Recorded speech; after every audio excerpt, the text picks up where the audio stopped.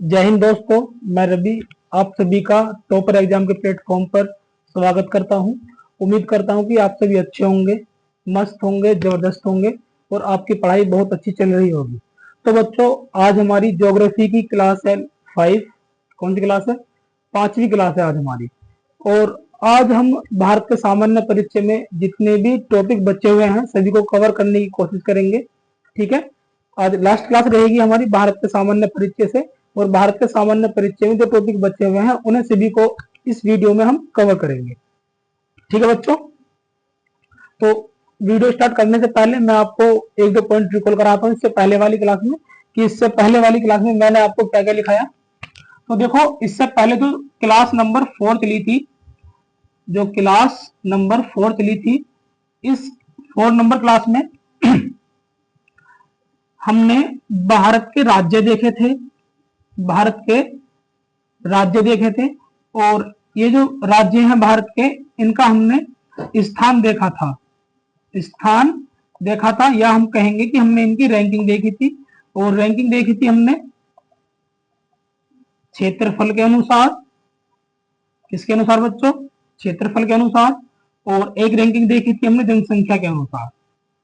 ठीक है बच्चों, और ये क्लास अपने आप में एक बेहद ही इंपॉर्टेंट क्लास थी जो मैंने कल आपको कराई थी। और यहाँ पर मैंने आपको दोनों अलग अलग डेटा लिखाया था, क्षेत्रफल का डेटा अलग लिखाया था और जनसंख्या का डेटा अलग लिखाया था।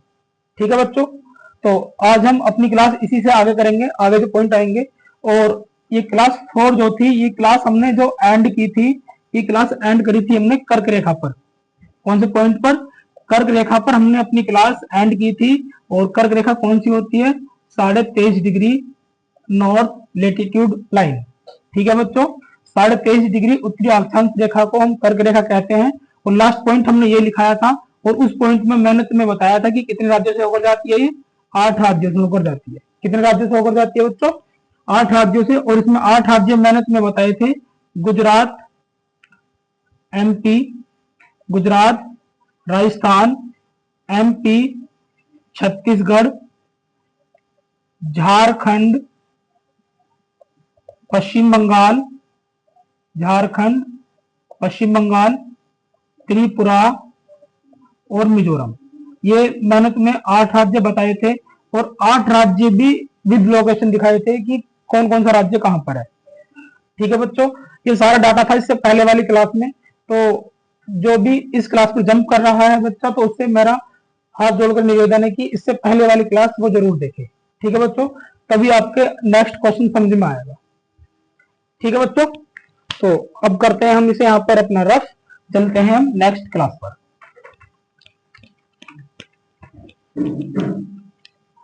भारत के सामान्य परिचय में आज लास्ट क्लास है। और इसमें सबसे पहला पॉइंट लिखना है, आपको नोट डाउन करना है। कल हमने देखी थी कर्क रेखा कि भारत के कितने राज्यों से होकर गुजरती है। और आज हम देखेंगे भारत की मानक समय रेखा। सभी को हेडिंग लिखनी है, भारत की मानक समय रेखा, भारत की मानक समय रेखा। और ये कौन से नंबर की लाइन होती है? तो बच्चों, ये लाइन होती है 82.5 डिग्री पूर्वी देशांतर। 82.5 डिग्री पूर्वी देशांतरी लाइन होती है। ठीक है, इसे ही भारत की मानक समय रेखा कहते हैं। और इसी लाइन से हमारे भारत का समय निर्धारित किया गया है। क्लियर बच्चों? तो इसमें फर्स्ट पॉइंट क्या लिखना है? फर्स्ट पॉइंट ये लिखना है आपको कि यह रेखा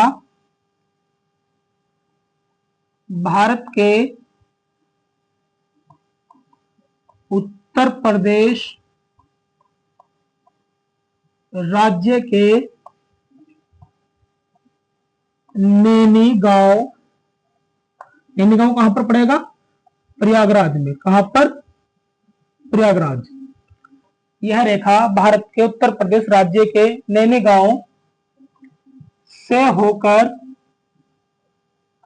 गुजरती है। और फिर इसमें दूसरा पॉइंट लिखना है, दूसरा पॉइंट नहीं, इसे आगे लिखना, कंटिन्यू करना आपको। इसी स्थान से भारत का मानक समय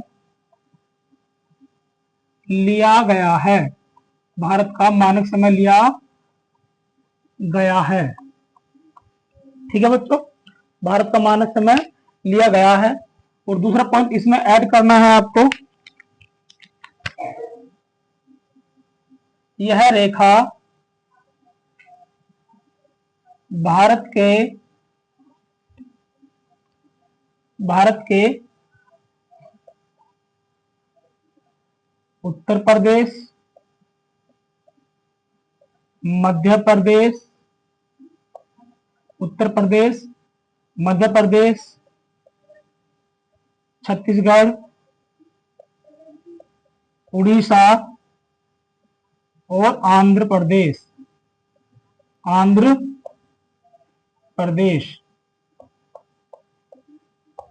यह रेखा भारत के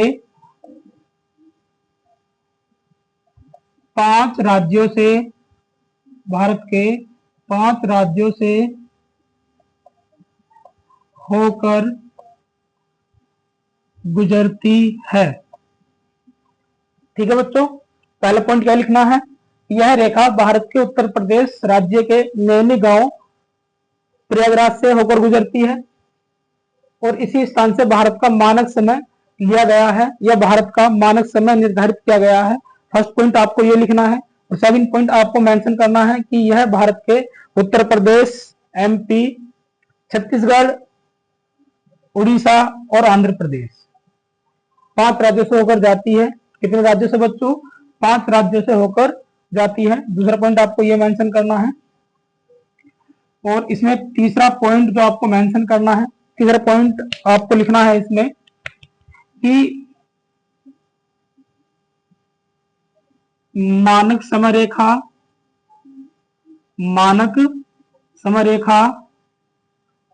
तथा कर्क रेखा एक दूसरे को छत्तीसगढ़ के सूरजपुर जिले में प्रतिच्छेद करती हैं या काटती हैं, इसे ये भी लिख सकते हो आप। तो मैंने क्या बताया, मानक समय रेखा तथा कर्क रेखा एक दूसरे को छत्तीसगढ़ के सूरजपुर जिले में प्रतिच्छेद करती है। प्रतिच्छेद कैसे करेंगी, अभी मैं आपको फिगर बनाकर दिखाऊंगा और उस फिगर में दिखाऊंगा कि भारत की मानक समय रेखा 82.5 डिग्री पूर्वी देशांतर और कर्क रेखा 23.5 डिग्री उत्तरी अक्षांश रेखा एक दूसरे को किस तरीके से प्रतिच्छेद करती है, किस तरीके से एक दूसरे को इंटरसेक्ट करती है। ठीक है, ये पॉइंट अब मैं आपको बताने वाला हूं। ठीक है बच्चों, चलते हैं अब आगे। फर्स्ट पॉइंट क्या था, भारत की मानक समय रेखा 82.5 डिग्री पूर्वी देशांतर रेखा है। इसे भारत की मानक समय रेखा भी हम कह देते हैं क्योंकि यहीं से भारत का समय लिया गया है और भारत का समय नैनी गांव से लिया गया है। और यह भारत के 5 राज्यों से होकर जाती है, उत्तर प्रदेश, मध्य प्रदेश, छत्तीसगढ़, उड़ीसा और आंध्र प्रदेश। ठीक है बच्चों, और मानक समय रेखा और कर्क रेखा एक दूसरे को छत्तीसगढ़ के सूरजपुर जिले में प्रतिच्छेद करती हैं। ये पॉइंट आप सभी ने लिख लिया होगा। अब चलते हैं आगे। बच्चों आगे।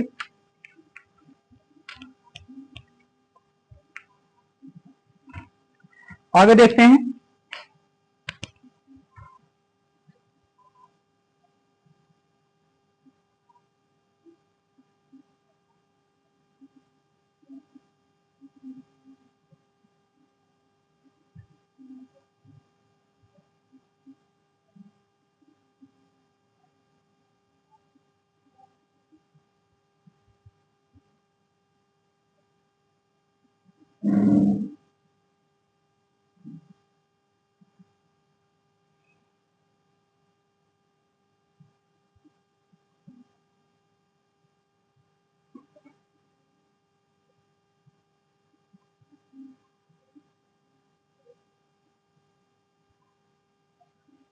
ठीक है बच्चों, मैप सही बन गया। अब यहाँ पर देखेंगे हम लाइन कि कौन सी लाइन की हम बात कर रहे थे। देखो ऊपर से एक लाइन आती है,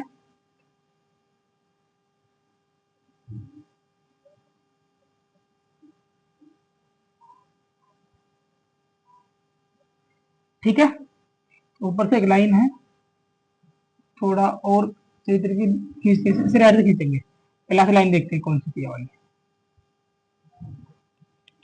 तो ये वाली लाइन कौन सी थी? ये लाइन थी बेटा कर्क रेखा, 23.5 डिग्री उत्तरी अक्षांश। नाम क्या है इसका? कर्क रेखा। ठीक है बच्चों, जिसे हम ट्रॉपिक ऑफ कैंसर कह देते हैं, ट्रॉपिक ऑफ कैंसर। ठीक है, और यहां पर फिर एक लाइन आती है,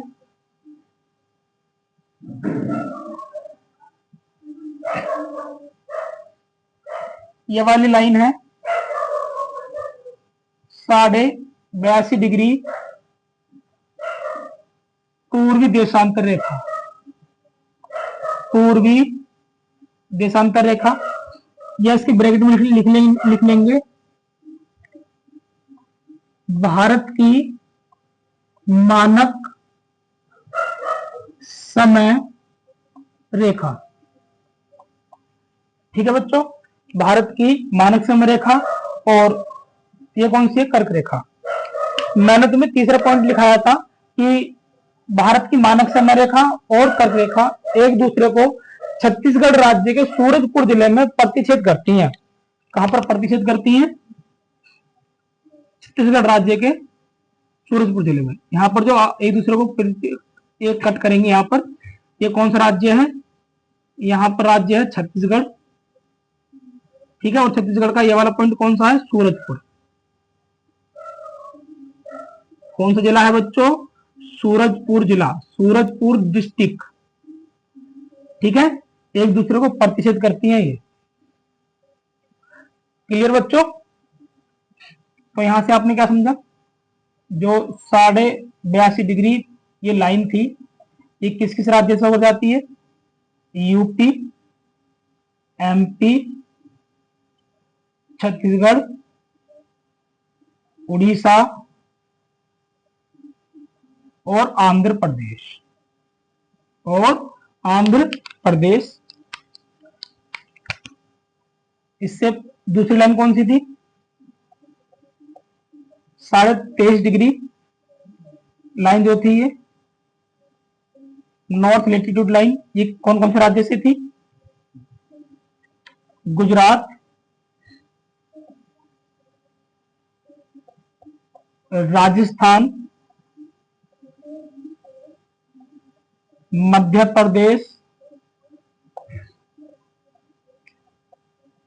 छत्तीसगढ़, झारखंड, पश्चिम बंगाल, त्रिपुरा और मिजोरम। कौन सा? मिजोरम। देखो बच्चे, मैं बार बार इसलिए लिख रहा हूं जिससे कि आपके ये वाले सारे राज्य कंठस्थ हो जाए, याद हो जाए। ठीक है, तो देखो यहां पर दो स्टेट ऐसे जो कॉमन है, एक एमपी है, एक एमपी है और एक छत्तीसगढ़। लेकिन ये दोनों लाइन एक दूसरे को जो इंटरसेक्ट करती हैं छत्तीसगढ़ में करती है, मध्य प्रदेश में नहीं करती। ठीक है बच्चों, इतना क्लियर? ये भारत की पूर्वी देशांतर जो लाइन है 82.5 डिग्री पूर्वी देशांतर लाइन, इसी से भारत का समय लिया गया है। और ये जो भारत की मानक समय रेखा है, जो अंतरराष्ट्रीय तिथि रेखा है 0 डिग्री देशांतर लाइन, उस लाइन से, जिसे हम ग्रीनविच लाइन, जिसे जीएमटी लाइन भी हम बोल देते हैं, ग्रीनविच लाइन भी उसे बोल देते हैं, तो उस लाइन से हमारे भारत का समय 5.5 घंटे आगे है। कितने घंटे आगे है बच्चों? 5.5 घंटे।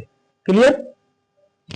ये वाला पॉइंट भी आपको लिखना है, ये वाला पॉइंट आपको लिखना है, ये वाला पॉइंट इधर मेंशन कर लेना है नोट करके कि भारत का मानक समय अंतरराष्ट्रीय तिथि रेखा, ब्रैकेट में लिख लेना है, 0 डिग्री देशांतर से 5.5 घंटे आगे है। ठीक है, 5.5 घंटे आगे है। दूसरा पॉइंट इसमें लिख लेना आपको, दूसरा पॉइंट लिखना है, ये जो अंतरराष्ट्रीय तिथि रेखा है, ये जैसे हम कहेंगे 0 डिग्री देशांतर रेखा, इसका जो दूसरा नाम क्या है, ग्रीनविच लाइन, ग्रीनविच रेखा। देखो मैं यही वाला पॉइंट आपको बता रहा हूं कि 0 डिग्री देशांतर रेखा का जो दूसरा नाम है वो है ग्रीनविच रेखा। और ग्रीनविच रेखा इंग्लैंड के ग्रीनविच शहर से होकर जाती है। ठीक है, और इसमें तीसरा पॉइंट क्या लिखना है, 0 डिग्री देशांतर रेखा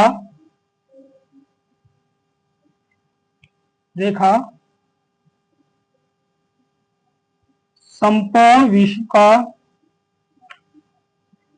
विश्व का समय निर्धारित करती है। ठीक है बच्चों, और ग्रीनविच लाइन को हम 0 डिग्री देशांतर रेखा, दूसरा नाम क्या है, ग्रीनविच लाइन, और इसका एक अलग नाम और भी है, और करके लिख लेना है तुम्हें कि और क्या लाइन है इसका, और इसे बोल देते हैं हम, दूसरा नाम है इसका GMT line, GMT line, green maritime line. ठीक है, और ये जो पूर्वी देशांतर रेखा है, इसका दूसरा नाम है IST, इंडियन स्टैंडर्ड टाइम। ठीक है, इसे क्या कह देते हैं हम इंग्लिश में, इंडियन स्टैंडर्ड टाइम लाइन। कौन सी है, 82.5 डिग्री पूर्वी देशांतर। ठीक है बच्चों, तो यह वाला कॉन्सेप्ट आप सभी के क्लियर हो गया होगा। बहुत इजीली तरीके से मैंने आपको बताया है। एक बार और पॉइंट पर लेकर चलता हूँ, 82.5 डिग्री पूर्वी देशांतर रेखा, भारत का मानक समय यहीं से लिया गया है, और यह इलाहाबाद के नैनी गांव से होकर गुजरती है। ठीक है बच्चों, और भारत के मध्य से एक लाइन जाती है 23.5 डिग्री उत्तरी अक्षांश, जिसे कर्क रेखा कहा जाता है। और कर्क रेखा और भारत की मानक समय रेखा एक दूसरे को छत्तीसगढ़ जिले में काटती हैं। छत्तीसगढ़ जिले के सूरजपुर जिले में एक दूसरे को आपस में प्रतिच्छेद करती हैं ये। ठीक है, कहां पर प्रतिच्छेद करती हैं, सूरजपुर जिले में। फिर हमने देखा कि 82.5 डिग्री जो पूर्वी देशांतर लाइन है, इस पर कौन कौन से राज्य आते हैं, यूपी, एमपी, छत्तीसगढ़, उड़ीसा और आंध्र प्रदेश आते हैं। फिर हमने देखा कि जो कर्क रेखा है, इस पर कौन कौन से राज्य आते हैं, गुजरात, राजस्थान, मध्य प्रदेश, छत्तीसगढ़, झारखंड, पश्चिम बंगाल, त्रिपुरा और मिजोरम। ठीक है बच्चों, यहां तक कोई परेशानी नहीं होगी आपको। चलते हैं यहां से अब आगे। ये सारे टॉपिक हमें भारत के सामान्य परिचय में पढ़ने होते हैं। ठीक है बच्चों, घबराना नहीं है किसी भी पॉइंट से लेकर। क्लियर, अब चलते हैं आगे। आगे चलने के लिए हमें करना होगा सारा रफ। अब करते हैं रफ इसे।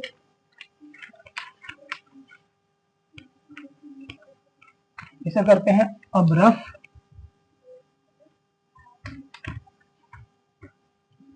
ठीक है बच्चों, कौन सी क्लास थी ये, क्लास 5 थी ये। आज लास्ट क्लास है ना ज्योग्राफी की, ज्योग्राफी की नहीं, ज्योग्राफी में भारत के सामान्य परिचय की। ठीक है बच्चों, चलो अब आगे लिखते हैं। अब हम नेक्स्ट पॉइंट जो अब हमें लिखना है, सभी को हेडिंग बनाकर लिखना है इसमें। हम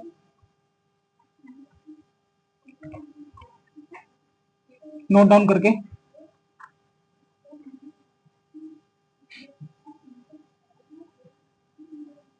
कि भारत के 16 राज्य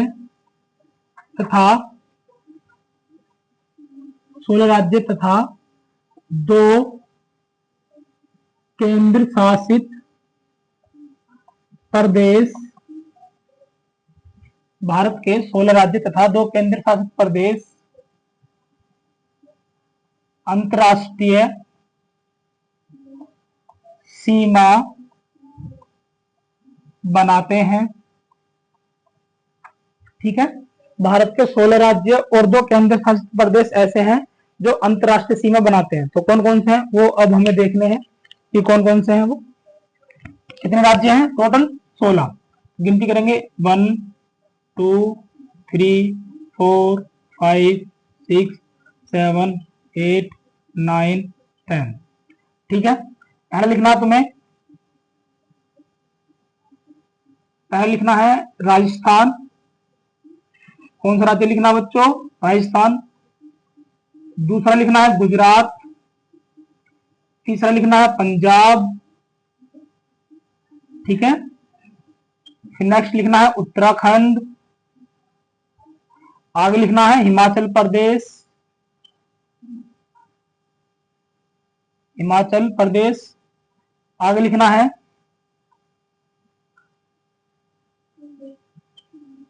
उत्तर प्रदेश। नेक्स्ट लिखना है बिहार। फिर आगे लिखना है सिक्किम। इससे आगे लिखना है असम। फिर आगे लिखना है अरुणाचल प्रदेश। अरुणाचल प्रदेश। ठीक है बच्चों, तो कितने राज्य हुए टोटल अभी? 10 11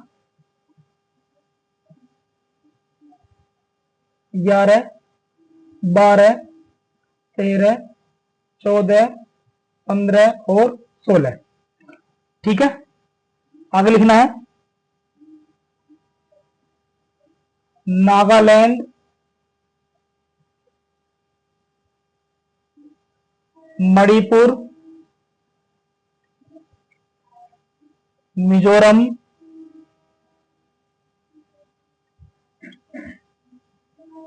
मेघालय, त्रिपुरा और पश्चिम बंगाल।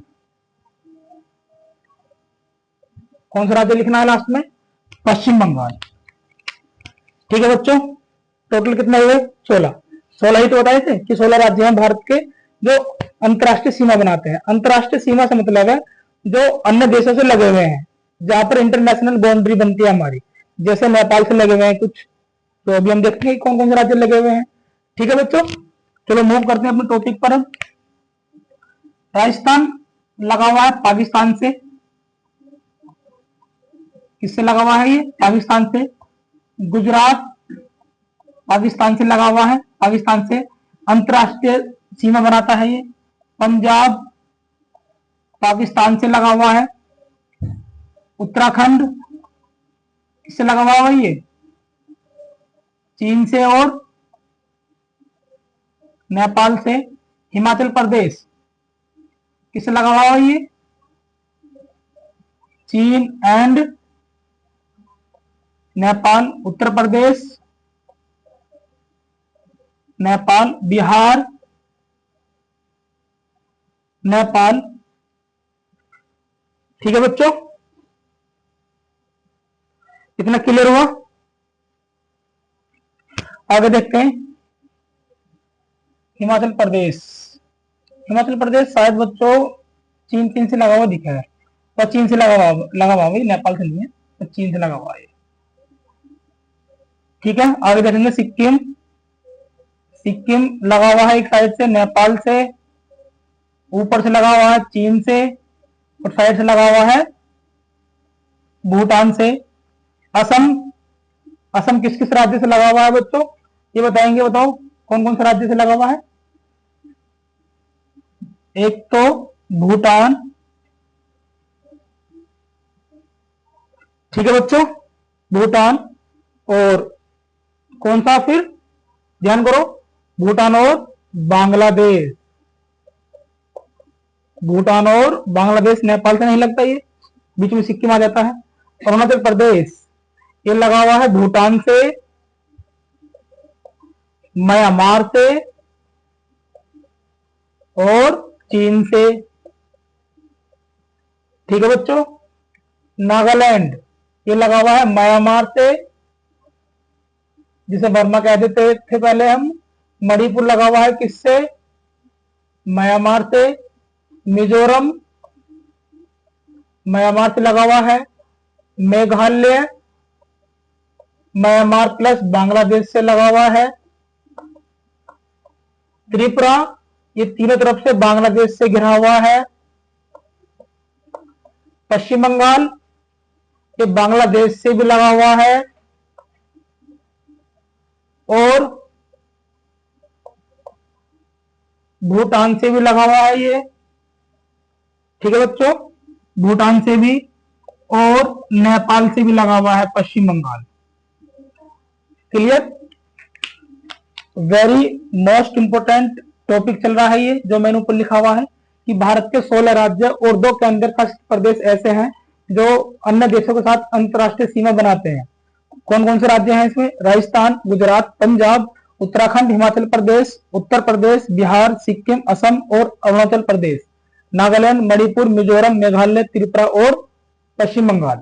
हमने देखा कि राजस्थान जो लगा हुआ है वो पाकिस्तान से लगा हुआ है, गुजरात पाकिस्तान से, पंजाब पाकिस्तान से, उत्तराखंड चीन नेपाल से, हिमाचल प्रदेश चीन से, उत्तर प्रदेश नेपाल से, बिहार नेपाल से, सिक्किम नेपाल चीन भूटान से, असम भूटान बांग्लादेश से, अरुणाचल प्रदेश भूटान म्यांमार और चीन से, नागालैंड म्यांमार से, मणिपुर म्यांमार से, मिजोरम म्यांमार से लगा हुआ है, मेघालय 2 राज्यों से लगा हुआ है, म्यांमार और बांग्लादेश, त्रिपुरा बांग्लादेश से और पश्चिम बंगाल किससे लगा हुआ है?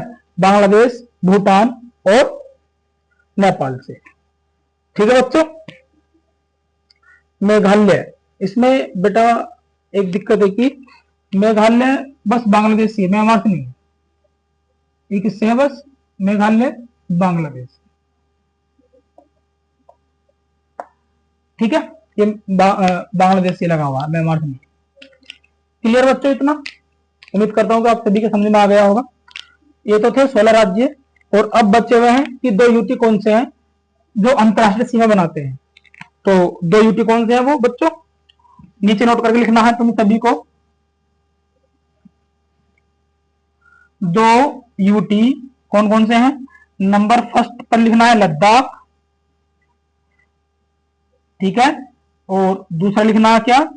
जम्मू एंड कश्मीर। जम्मू एंड कश्मीर ये दोनों जो बाउंड्री बनाते हैं, किससे बनाते हैं बताओ? आप सभी न्यूज़पेपर में पढ़ते होंगे सभी। तो लद्दाख किससे लगाता है बाउंड्री? तो आप कहेंगे सर जी चाइना से लगाता है ये लद्दाख, चाइना से और चाइना से और अफगानिस्तान से और अफगानिस्तान से और पाकिस्तान से। जम्मू कश्मीर किससे लगाता है बाउंड्री? बस पाकिस्तान से। किससे लगाता है बच्चों? जम्मू कश्मीर पाकिस्तान से। ठीक है, इतना क्लियर हुआ सभी के? ठीक है बच्चों, अब चलते हैं से आगे। 16 राज्य हमने देख लिए हैं कि कौन सा राज्य किसके साथ लगा हुआ है, और यहाँ पर इंपोर्टेंट वाले पॉइंट जो आपको अंडर ये सर्किल करने हैं तो कौन कौन से हैं? एक पॉइंट करना है आपको सिक्किम। पहले 3 वाले पॉइंट देखेंगे, फिर पश्चिम बंगाल, ठीक है, और फिर करना है अरुणाचल प्रदेश। क्लियर? ये पहला कौन सा? सिक्किम। दूसरा कौन सा? अरुणाचल प्रदेश। शॉर्टकट में लिख लो अरुणाचल प्रदेश। थर्ड में कौन सा? वेस्ट बंगाल। ये 3 राज्य ऐसे हैं जो 3 देशों के साथ अपनी अंतरराष्ट्रीय सीमा बनाते हैं। ठीक है, कितने देशों के साथ? 3 देशों के साथ सीमा साझा करते हैं। ठीक है, सीमा साझा करते हैं। फिर इसी में अब देखने दो दो वाले राज्य कि दो दो वाले राज्य कौन से? एक उत्तराखंड हो गया, एक असम हो गया, एक उत्तराखंड एक असम, और दूसरा कौन सा भाई बच्चों? दूसरा हो जाएगा इसमें, बस यही है दो, तो दो से लगे हुए, दो देश से लगे हुए हैं। एक लद्दाख है, यूनियन टेरिटरी में आता है, ये चीन से भी लगा हुआ है, अफगानिस्तान से लगा हुआ है और पाकिस्तान से भी लगा हुआ है। ठीक है बच्चों, और जम्मू कश्मीर केवल पाकिस्तान से लगा हुआ है। ये इंपॉर्टेंट टॉपिक था, इंपॉर्टेंट फैक्ट्स थे ये, जो आपको मुझे मेंशन कराने थे, और यहाँ से क्वेश्चन बनते हैं। ठीक है बच्चों, अब चलते हैं यहाँ से आगे। ये सभी आपने लिख लिया होगा। अब चलते हैं यहाँ से आगे, तो ये करना होगा मैं रफ।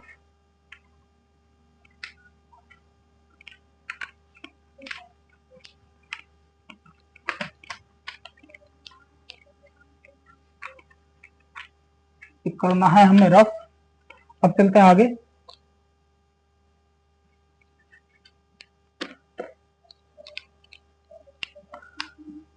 फिर आगे नोट करके लिखना है तुम्हें सभी को।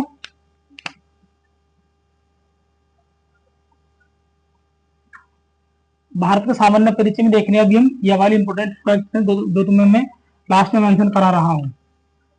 ठीक है, इसमें लिखना है तुम्हें, पहले से भी ये बताएंगे कि टोटल केंद्र शासित प्रदेश कितने हैं।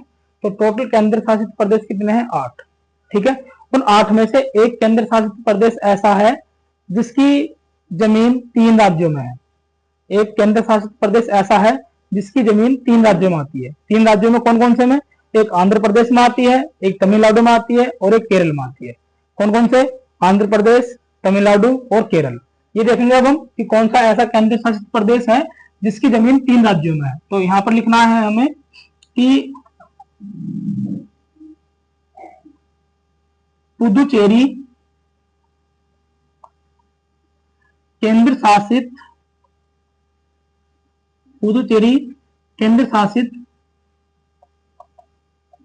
प्रदेश ऐसा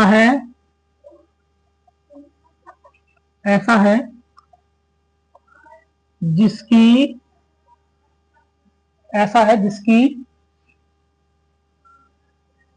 जमीन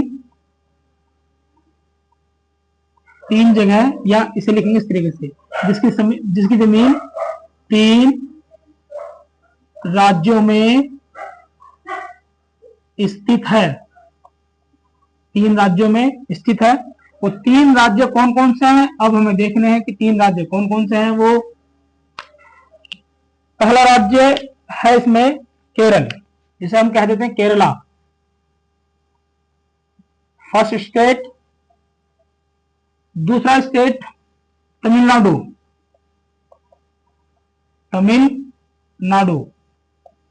तीसरा स्टेट में कौन सा बच्चों? आंध्र प्रदेश। अगर केरल की बात करते हैं कि केरल में पुदुचेरी की कौन सा हिस्सा है यहाँ पर, तो केरल में पुदुचेरी की जमीन है माहे। कौन सी? माहे। और तमिलनाडु में जो जमीन है पुदुचेरी की वो है, एक तो खुद पुदुचेरी और दूसरा कराईकल। दूसरा कौन सा है? कराईकल। आंध्र प्रदेश में है एक जगह, वो जगह पुदुचेरी की ही आंध्र प्रदेश में, नाम है यनम। क्या नाम है? यनम। यमन नहीं लिखना, यनम लिखना है। तो पुदुचेरी की 3 राज्यों में जमीन है, केरल में, तमिलनाडु में और आंध्र प्रदेश में। केरल में कौन सी जमीन है? माहे एक क्षेत्र है। ठीक है बच्चों, माहे क्षेत्र। और तमिलनाडु में एक पुदुचेरी क्षेत्र और दूसरा कौन सा क्षेत्र? कराईकल क्षेत्र। और आंध्र प्रदेश में कौन सा क्षेत्र है जो पुदुचेरी का हिस्सा है? यनम क्षेत्र। ठीक है बच्चों, क्लियर? क्योंकि ये 3 राज्य ऐसे थे जहां पर फ्रांसीसी बस्ती थी, फ्रांसीसी बस्तियां थी। जब वो गई थी तो ये वाले क्षेत्र खाली करके चले गए थे और ये क्षेत्र फिर अलग अलग राज्यों में विस्तृत थे। ठीक है, तो बाद में पुदुचेरी को अलग अलग जहां पर फ्रांसीसी बस्ती थी वो ऐसी की ऐसी रहने दी और अलग अलग राज्यों में उसे दर्जा दे दिया गया कि ये भी पुदुचेरी का हिस्सा है और ये भी पुदुचेरी का हिस्सा है। ठीक है बच्चों, तो आंध्र प्रदेश में भी है, तमिलनाडु में भी है और केरल में भी है। ठीक, यहाँ तो कोई परेशानी नहीं होगी। अब आगे चलते हैं नेक्स्ट फैक्ट्स पर, नोट करके लिखना है। एनसीआर, एनसीआर का पॉइंट लिखना है। एनसीआर की फुल फॉर्म क्या होती है? National capital region, national capital region, इसे हम हिंदी में कहते हैं राष्ट्रीय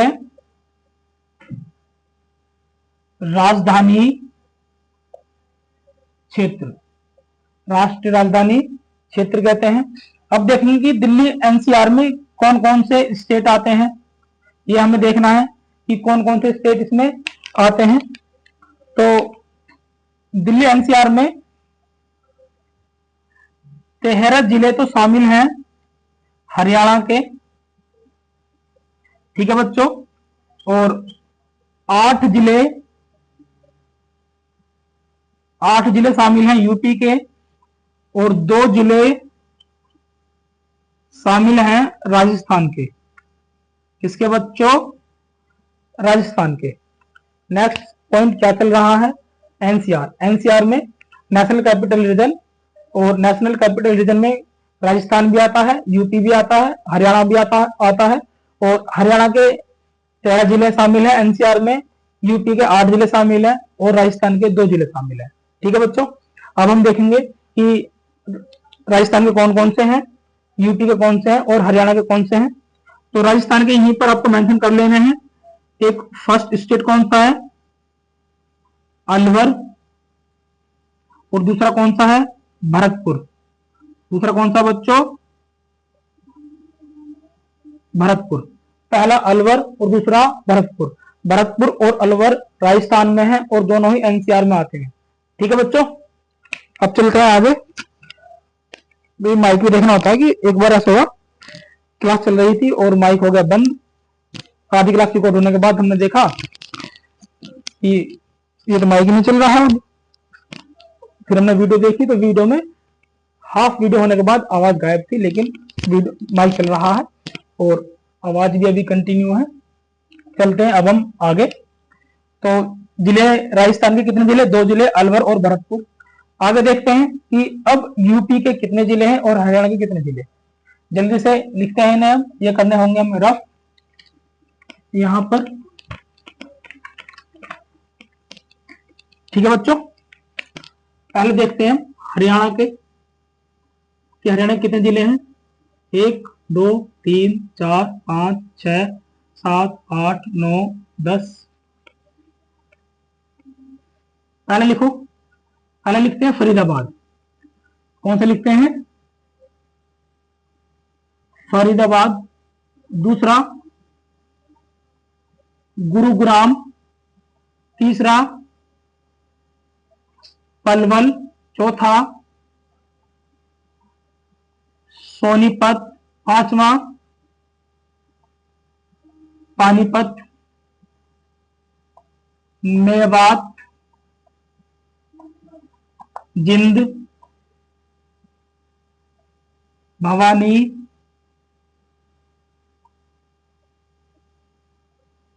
जय ये हो जाएगा, झज्जर, अरे यार झज्जर,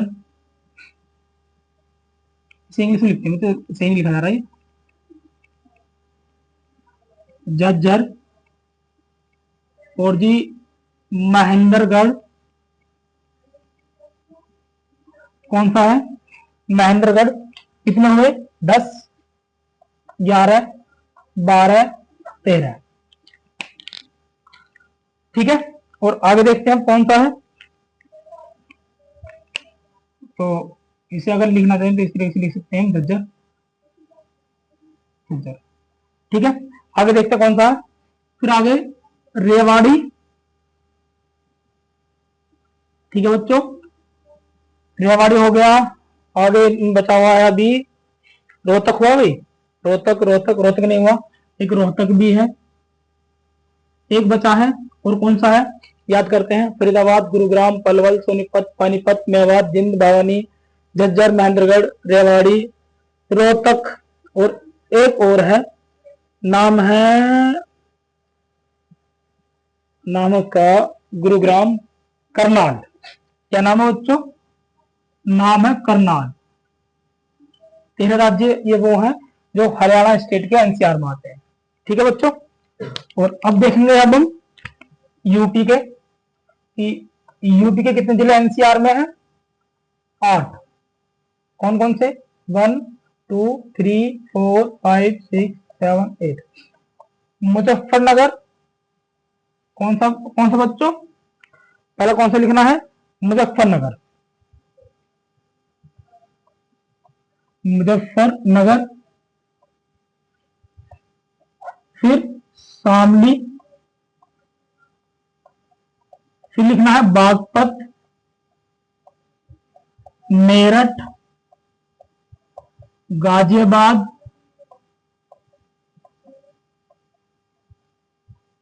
फिर गौतम बुद्ध नगर, गौतम बुद्ध नगर, फिर लिखना इसमें हापुड़, और फिर बुलंदशहर, बुलंदशहर। ठीक है बच्चों, तो यहां पर हमने देखा एनसीआर में राजस्थान के 2 जिले अलवर और भरतपुर, और एनसीआर में हरियाणा के 13 जिले फरीदाबाद, गुरुग्राम, पलवल, सोनीपत, पानीपत, मेवात, जिंद, भवानी, झज्जर, महेंद्रगढ़, रेवाड़ी, रोहतक और करनाल। यूपी के 8 जिले हैं, मुजफ्फरनगर, शामली, बागपत, मेरठ, गाजियाबाद, गौतम बुद्ध नगर, हापुड़ और बुलंदशहर। ठीक है बच्चों, यहां तक कोई परेशानी नहीं होगी आपको। चलते हैं अब आगे। ठीक है, अब लास्ट फैक्ट्स लिखाने हैं तुम्हें, इतना क्लियर हो गया होगा। ये सभी भारत के सामान्य परिचय में हमें पढ़ने होते हैं। नाम तो होता केवल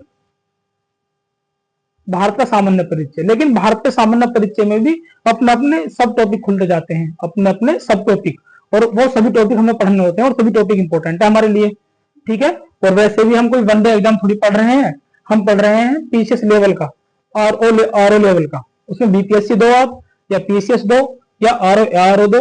ज्योग्राफी का जितना डाटा करा दूंगा, क्वेश्चन वहीं से बनेगा, क्वेश्चन छपेगा, और अगर आपने ठीक पढ़ लिया तो क्वेश्चन बाहर नहीं जाएगा। ठीक है बच्चों, अभी आगे चलते हैं, इन्हें करते हैं रफ, से करते हैं रफ। और लास्ट पॉइंट लिखना है तुम्हें, लास्ट फैक्ट लिखना है तुम्हें बच्चों। इसमें इन्हें जरा अलग रख देते हैं।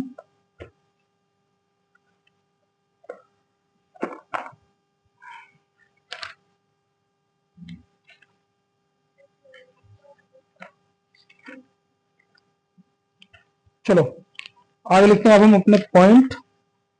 अरे ये क्या क्या रख दिया यहाँ पर। चलो अभी आगे लिखते हैं अब हम लास्ट फैक्ट है, वैसे ये जो तुम्हें लिखाने हैं। लास्ट फैक्ट है इसमें कि भारत प्लस पाकिस्तान के बीच